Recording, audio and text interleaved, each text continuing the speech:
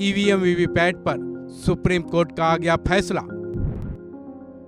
Supreme court के फैसले पर जमकर बरसी बीजेपी।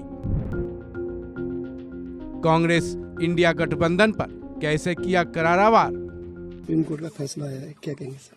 हम सुप्रीम कोर्ट के निर्णय का स्वागत करते हैं और एक बार फिर विपक्ष जो भ्रम फैलाने का प्रयास करता है, अपनी हार का ठीकरा ईवीएम पर फोड़ता है। बार बार जनता के दरबार में जिस विपक्ष को ठुकराया जाता है वो ईवीएम को आरोप लगाकर कहीं ना कहीं अपनी हार का ठीकरा वहां पर फोड़ता है। लेकिन अब सुप्रीम कोर्ट ने भी बड़ा स्पष्ट कर दिया है कि वीवीपैट की पर्चियों को मिलाने की याचिका को खारिज किया है, जिसका हम स्वागत भी करते हैं।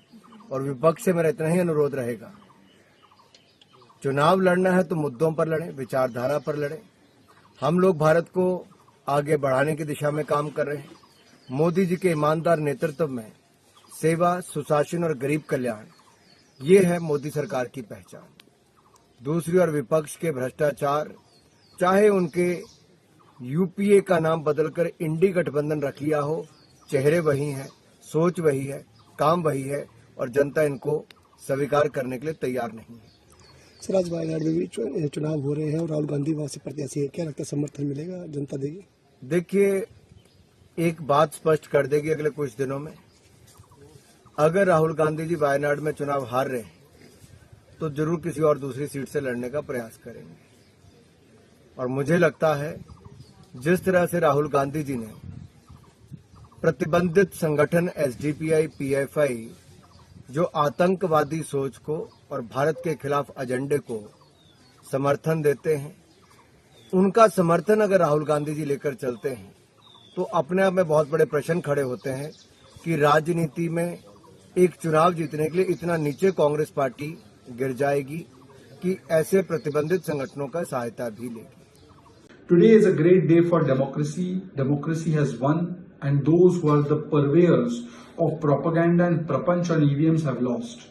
Today, Baba Saheb Ambedkar ji has won. Today, Constitution has won. Today, Election Commission of India has won. Today, Loktantra has won. And the Congress and its entire alliance and ecosystem, India Alliance, which was spreading rumors and unfounded claims against EVMs, have lost. Today, they must apologize to the country. On the one hand, entire world is celebrating India's democracy and elections. But then there are some people who in Modi Virod start doing Virod of India's constitutional institutions, judiciary, election commission. They raise doubts about India. Their mindset is exposed today. They are those who celebrate EVM and election commission when they win in Telangana, in Punjab. They celebrate it in Delhi. They celebrate it in other states where they win elections. But when they are going to lose elections, that time they start questioning the institutions. It shows their mindset, and it also shows how hypocritical their entire agenda is. Those who have been insulting the Constitution and Baba Saheb Ambedkar should today apologize and should stop spreading canards about India and India's institutions time and again.